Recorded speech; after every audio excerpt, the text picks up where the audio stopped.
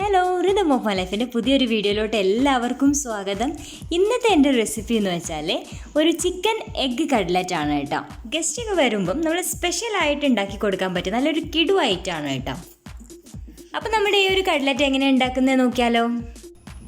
അപ്പോൾ നമ്മളവിടെ ആദ്യം തന്നെ ഒരു പാൻ അടുപ്പിൽ വെച്ചിട്ടുണ്ട്. അതിലോട്ട് 2 ടേബിൾ സ്പൂൺ ഓയിൽ ഒഴിച്ചു കൊടുക്കുന്നുണ്ട്.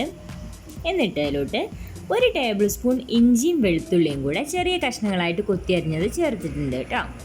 അപ്പോൾ അതിൻ്റെ പച്ചമണം മാറുന്ന വരെ ഒന്ന് വഴറ്റി കൊടുക്കാം.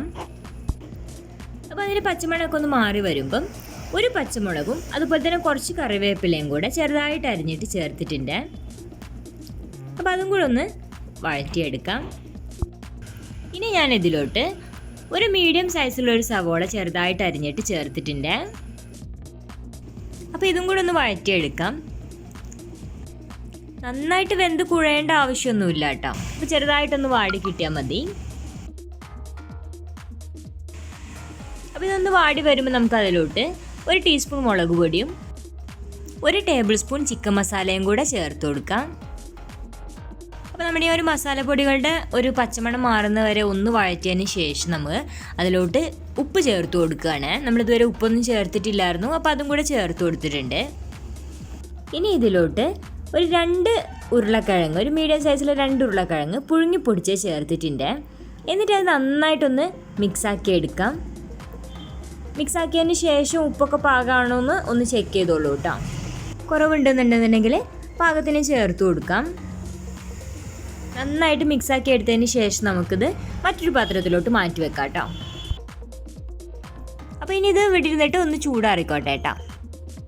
അപ്പോൾ അത് മാറ്റിയതിന് ശേഷം നമ്മൾ സെയിം പാൻ തന്നെ വീണ്ടും അടുപ്പിൽ വെച്ചിട്ടുണ്ട്. അതിലോട്ട് 2 ടേബിൾ സ്പൂൺ ഓയിൽ ഒഴിച്ചു കൊടുത്തിട്ടുണ്ട്. ഇനി അതിലോട്ട് നമ്മൾ 1 ടേബിൾ സ്പൂൺ ഇഞ്ചിയും വെളുത്തുള്ളിയും കൂടെ ചെറുതായിട്ട് കൊത്തി അരിഞ്ഞിട്ട് ചേർത്തിട്ടുണ്ട്.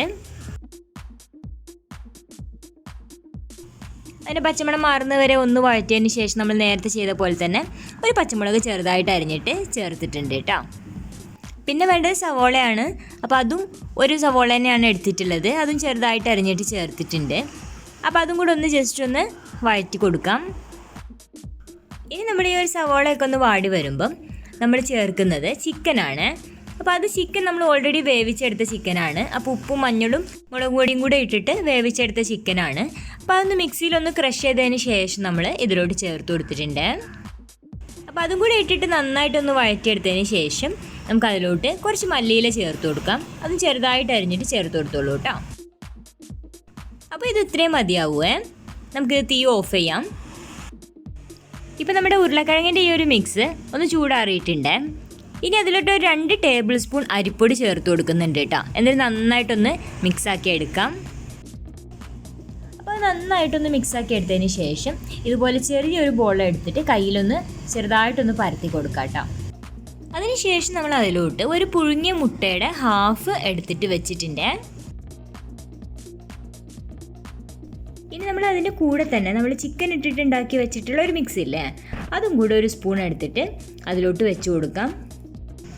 എന്നിട്ട് ഇതാ ഇതുപോലെ ഒന്ന് ഉരുട്ടിയെടുക്കാം കേട്ടോ.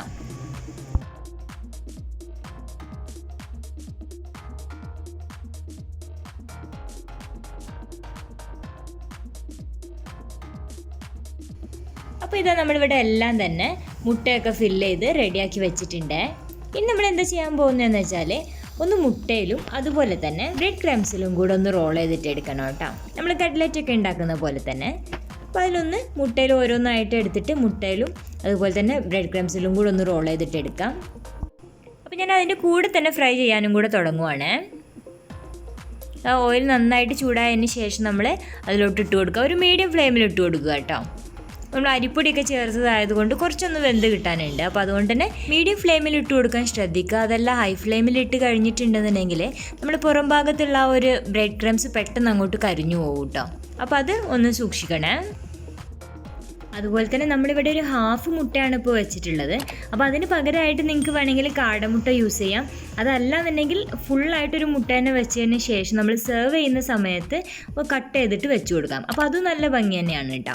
അപ്പോൾ എങ്ങനെ വേണമെങ്കിലും നിങ്ങൾക്ക് ചെയ്യാം. ഈ ഒരു സ്നാക്ക് നല്ല ടേസ്റ്റാണ് കേട്ടോ. ഒരു പ്രാവശ്യമെങ്കിലും ഒന്ന് ട്രൈ ചെയ്ത് നോക്കണേ, തീർച്ചയായിട്ടും ഇഷ്ടപ്പെടും. വീട്ടിൽ വല്ല സ്പെഷ്യൽ ഗസ്റ്റൊക്കെ വരുന്നുണ്ടെന്നുണ്ടെങ്കിൽ അവരുടെ മുന്നിൽ തീർച്ചയായിട്ടും പ്രസൻറ്റ് ചെയ്യാൻ പറ്റുന്ന നല്ലൊരു റെസിപ്പിയാണ് കേട്ടോ ഇത്. അപ്പോൾ എല്ലാവരും ഒന്ന് ട്രൈ ചെയ്ത് നോക്കുക. ഇഷ്ടപ്പെട്ട് കഴിഞ്ഞാൽ വീഡിയോ ലൈക്ക് ചെയ്യുക, ഷെയർ ചെയ്യുക. അതുപോലെ തന്നെ നമ്മുടെ വീഡിയോയെക്കുറിച്ചുള്ള നിങ്ങളുടെ അഭിപ്രായങ്ങളും സജഷൻസും ഒക്കെ നിങ്ങൾക്ക് കമൻറ്റ് ചെയ്യാം. അപ്പോൾ ഇനി പുതിയ വീഡിയോ ആയിട്ട് വരുന്നത് വരേക്കും ബൈ.